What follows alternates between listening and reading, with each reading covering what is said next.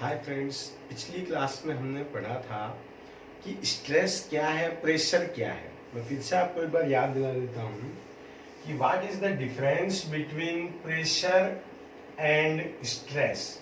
देखो, प्रेशर की हमने बात की थी। प्रेशर एक्सटर्नली अप्लाई होता है, मतलब ये अगर कोई बॉडी है, इस पे आप प्रेशर अप्लाई करते हो यूं बाहर से, या हम ये कह सकते हैं कि प्रेशर हमेशा नॉर्मली अप्लाई होता है, परपेंडिकुलर अप्लाई होता है, 90 डिग्री पे अप्लाई होता है। मतलब अगर यहां हमें प्रेशर डालना है तो हम इस पे यूं अप्लाई करेंगे। ऐसा पॉसिबल नहीं है कि मैं यहां खड़ा होकर इस पे यूं प्रेशर अप्लाई करता हूं। प्रेशर अप्लाई करने के लिए सबसे जरूरी चीज जो है वो ये है कि प्रेशर हमेशा परपेंडिकुलर अप्लाई किया जाए, यूं अप्लाई किया जाए। जबकि स्ट्रेस जो है हमने पढ़ा वो परपेंडिकुलर भी अप्लाई हो सकता है और टेंजेंशियल भी अप्लाई हो सकता है। जैसे ये पेन अगर यहाँ है, इसको यहाँ से हम पकड़ लें, अब इसको अगर यूं आगे प्रेस करते हैं, this is shearing. Shearing perpendicular नहीं है, टेंजेंशियल है। टेंजेंशियल मतलब टच करता हुआ आगे जाए। तो प्रेशर एक्सटर्नल है, स्ट्रेस इंटरनल है। प्रेशर नॉर्मली अप्लाई होता है, क्या आप नोट भी कर सकते हो, प्रेशर इज ऑलवेज नॉर्मली। ये हमेशा कैसा होता है, नॉर्मली। नॉर्मली का मतलब आप ले सकते हो 90 डिग्री पे। जबकि स्ट्रेस जो है ये हो सकता है, इट मे बी नॉर्मली और टेंजेंशियली। ये टेंजेंशियली भी हो सकता है। प्रेशर हमेशा नॉर्मली रहेगा, लेकिन स्ट्रेस जो है वो नॉर्मली भी हो सकता है या टेंजेंशियल भी हो सकता है। दूसरी चीज, हम वेक्टर का चैप्टर भी नहीं पढ़ के आए पूरा अच्छे से। कोई प्रॉपर्टी दो तरह की हो सकती है, या तो वेक्टर या तो स्केलर। वेक्टर मतलब जिसमें डायरेक्शन हो, और स्केलर मतलब जिसमें डायरेक्शन नहीं हो। तो प्रेशर जो है ये लिखा जाता है वेक्टर, मतलब P is equals to F upon A जो हम लिखते हैं, ये प्रेशर हमेशा वेक्टर क्वांटिटी है। लेकिन जो स्ट्रेस है, जैसे जेंडर के कॉलम में आता है मेल, फीमेल, ट्रांसजेंडर, थर्ड और होता है। तो मेल हो सकता है, फीमेल हो सकता है, ट्रांसजेंडर हो सकता है। ट्रांसजेंडर क्या है, जिसमें कुछ मेल की प्रॉपर्टी हो, कुछ फीमेल की प्रॉपर्टी हो। समझ रहे हो? तो इसी तरह जो स्ट्रेस है वो क्या हो सकता है, वो वेक्टर भी हो सकता है और स्केलर भी हो सकता है। मतलब वो दोनों तरह की प्रॉपर्टी रख सकता है। प्रेशर हमेशा वेक्टर रहेगा, लेकिन स्ट्रेस जो है वो मे बी वेक्टर हो या मे बी स्केलर हो। तो ये जो है ये टेंसर टाइप का होता है। टेंसर उसको बोलते हैं जो कुछ स्केलर टाइप की प्रॉपर्टीज रखता है, कुछ वेक्टर टाइप की प्रॉपर्टीज रखता है। इन दोनों की प्रॉपर्टी अगर कोई रखता है तो उसको बोलते हैं टेंसर, जबकि ये क्या है, वेक्टर है। यहां तक बात हुई प्रेशर और स्ट्रेस में क्या डिफरेंस है। ये बातें हम पिछले लेक्चर में कर भी चुके थे। अब हम बात करेंगे नई चीज की, जिसको बोलते हैं स्ट्रेन। क्या बोलते हैं, आज स्टार्ट करेंगे हम स्ट्रेन। चैप्टर मोस्टली दो ही चीजों पे बेस्ड है, एक स्ट्रेस पे, दूसरा स्ट्रेन पे। स्ट्रेस हम समझ चुके हैं। स्ट्रेस क्या है, stress is an external agent or the internal reaction from the body which may be deflect or which may be deviate or which can change the shape of body। जो body की shape को क्या कर सकता है, change कर सकता है। अब स्ट्रेन क्या है, देखो ये पेन है या ये कोई रस्सी है, रबड़ है, इलास्टिक है, इसको आप खींचते हो। मान लो ये 10 सेंटीमीटर इनिशियली है, आपने इसको 2 सेंटीमीटर और खींच दिया है, तो कितना आगे एक्सटेंड किया है आपने, 2 सेंटीमीटर किया है। स्ट्रेन क्या है, ये होता है चेंज इन लेंथ हो सकता है, एरिया हो सकता है, डायमीटर हो सकता है, वॉल्यूम हो सकता है, बाद में बात करेंगे। चेंज इन वेरिएबल यहां पे हम बोल देते हैं अपॉन ओरिजिनल। ऊपर उस वेरिएबल में चेंज लेते हैं और नीचे उसकी ओरिजिनल चीज लेते हैं। तो स्ट्रेन भी 3 तरह से हम ले सकते हैं। पहले हम लेते हैं लीनियर स्ट्रेन। अगर किसी स्ट्रिंग को, अगर किसी इलास्टिक स्ट्रिंग को आप खींचते हो, मान लो उसकी ओरिजिनल लेंथ थी L, इसको आपने खींच के यहां तक कर दिया, आपने इसको डेल्टा L या डेल्टा X तक खींच दिया है, तो जो स्ट्रेन है स्ट्रेस को हमने लिखा था टो से, स्ट्रेन को लिखा जाता है ई से। तो जो स्ट्रेन है ये दिया जाता है चेंज अपॉन ओरिजिनल। चेंज कितना है, डेल्टा एल है, अपॉन ओरिजिनल कितना है, एल है।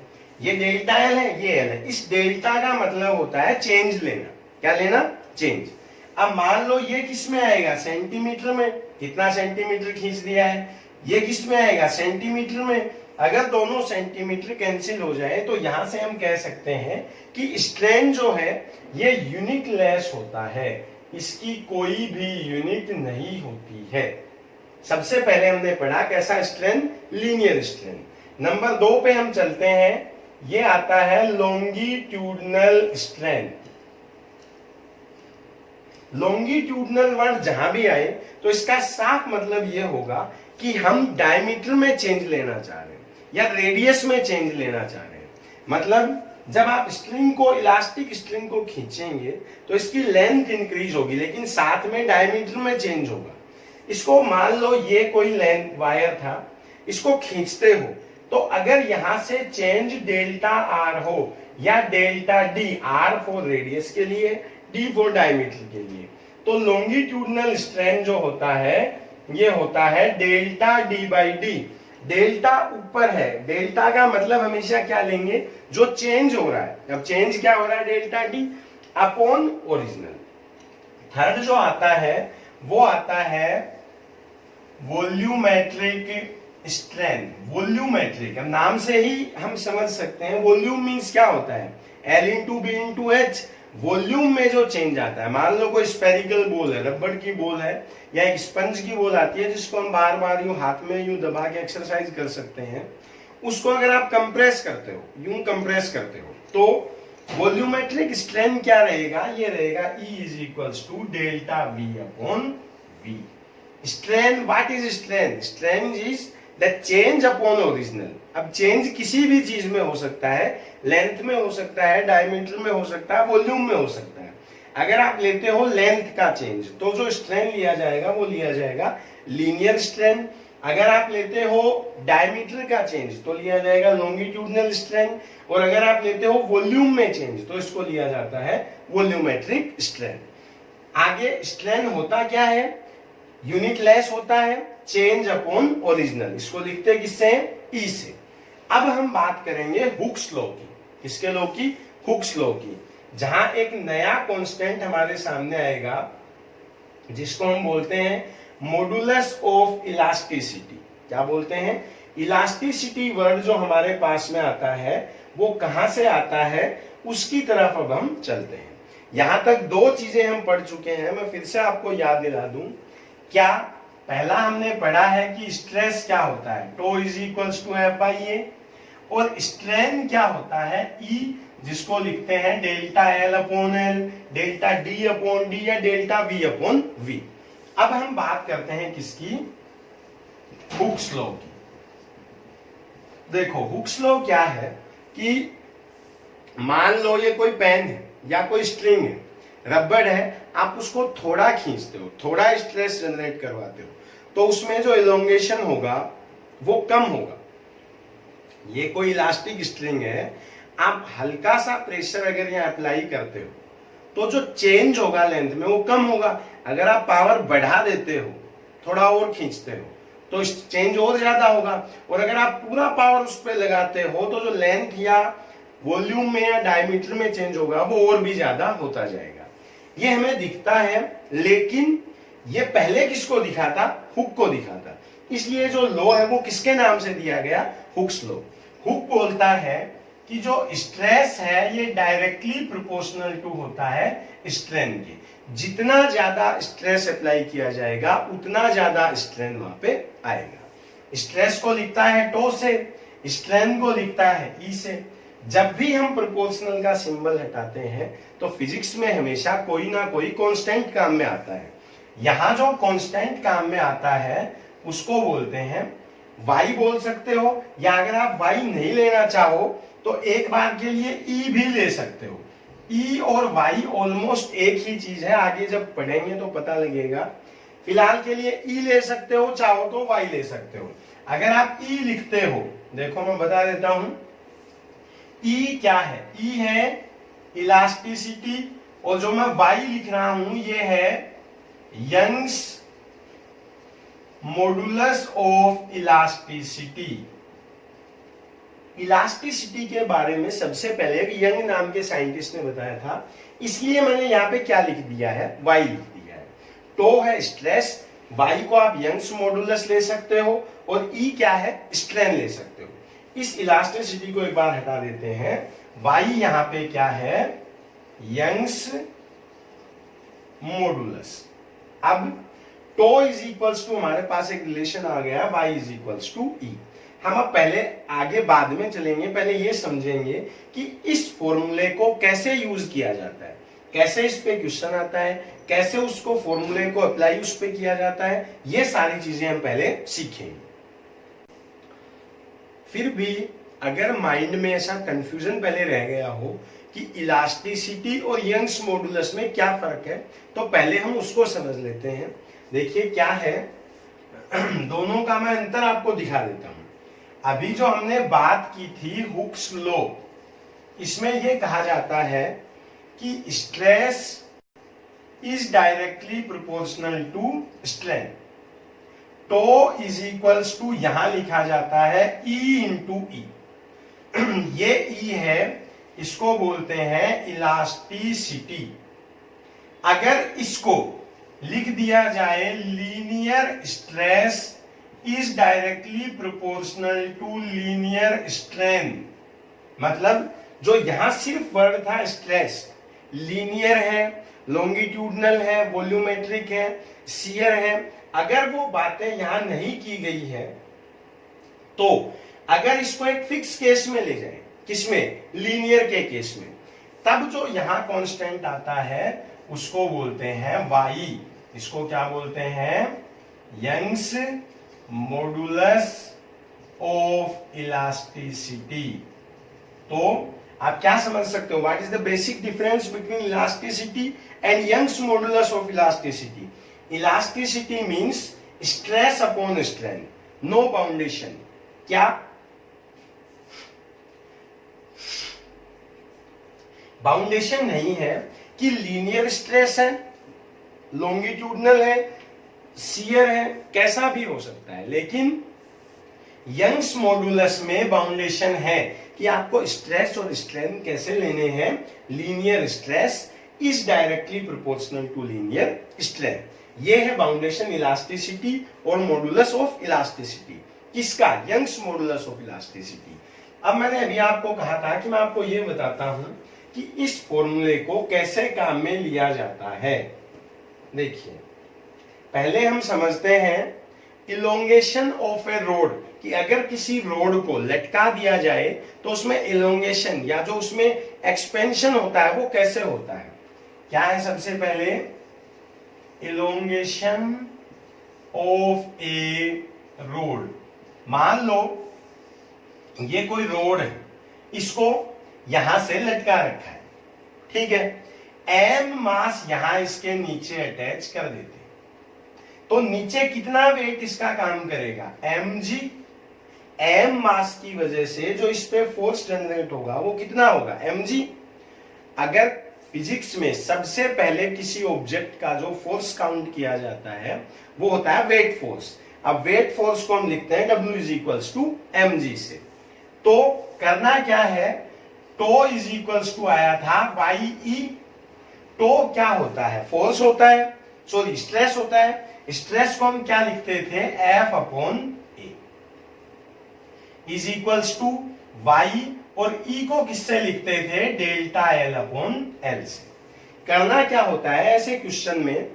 1 2 3 4 5 5 वैल्यू है, इन पांचों में से कोई 4 हमें दी हुई होती है और कोई एक हमसे पूछी जाती है। क्या क्या दे सकता है? फोर्स कितना लगेगा? mg। एरिया इस रोड का, ए क्या है? एरिया ऑफ रोड, इस रोड का एरिया। y क्या है? Young's modulus of elasticity, question में दिया हुआ मिलेगा, is into delta L upon L. Delta L क्या है? चेंज इन लेंथ, कि कितनी ये लेंथ नीचे चली जाएगी। मान लो ये कोई स्ट्रिंग है, यहां पे आप कोई मास इससे कनेक्ट कर देते हो, पहले हाथ लगा रखा है, जैसे ही हाथ हटाओगे तो ये कुछ नीचे आएगा, वो जो नीचे आएगा वो डेल्टा एल है। Elongation of road, expansion in length कितना होगा, तो डेल्टा एल यहां से कितना दे सकते हो, delta L is equals to F L upon A into Y. Force कितना, एम मास है तो एम जी, अगर दिया हुआ हो कि इतने न्यूटन का है तो वो अप्लाई कर देंगे। एल है लेंथ, ए है एरिया और वाई है यंग्स मॉडुलस ऑफ इलास्टिसिटी। इस फॉर्मूले पे, यंग्स मॉडुलस पे फर्स्ट टाइप के क्वेश्चन जो यहाँ पे लगा रखे हैं वो यूं करने हैं। डिस्क्रिप्शन में मैं इन क्वेश्चन से रिलेटेड एक सी टास्क डाल दूंगा, उसको आपको आज ही सॉल्व करके देखना है। वीडियो के डिस्क्रिप्शन में वो आपको मिल जाएगी, ये सारी वैल्यूज दी हुई होगी, ये आपको निकालना होगा। तो इस फॉर्मूले पे फर्स्ट टाइप का क्वेश्चन जो हमसे पूछ सकता है वो ये, ठीक है। दूसरे टाइप का हमसे क्या पूछ सकता है कि मान लो हमारे पास 2, 3, 4 कितनी भी एक से ज्यादा रोड है, we have more than one rods, हमारे पास रोड है, ये मान लो ये अलग अलग रोड है, ये है, ये अलग रोड है, ये अलग रोड है। पूछा जाए कि अगर तीनों से सेम मास अटैच कर दें, ये लो इससे भी और इससे भी, तो सबसे ज्यादा एक्सपेंशन किसमें होगा। क्वेश्चन क्या है, इफ सेम मास और force is applied to all rods, then which road will gives maximum expansion, तो मैक्सिमम एक्सपेंशन किस रोड का मिलता है। क्वेश्चन आप समझ गए, 3 रोड है, तीनों को लटका रखा है, तीनों पे सेम मास अटैच किया हुआ है, तो सबसे ज्यादा रोड नीचे कौन सी आएगी। देखो कैसे करेंगे, फॉर्मूला क्या था अभी कि टो इज इक्वल्स टू होता है वाई इंटू ई। टो क्या होता है, F upon A is equals to Y delta L upon L. Question में दिया हुआ है इफ सेम मास और सेम फोर्स इज अप्लाइड, तो फोर्स क्या कर देंगे, सेम। ऐसे क्वेश्चन में जो वैल्यू सेम की गई हो उस कंपोनेंट को यहां से हटा देंगे, तो फोर्स को छोड़ देते हैं। आगे क्या दिया है, एरिया यहां पे नहीं दिया, एरिया अलग अलग दिया हुआ होगा तीनों के लिए।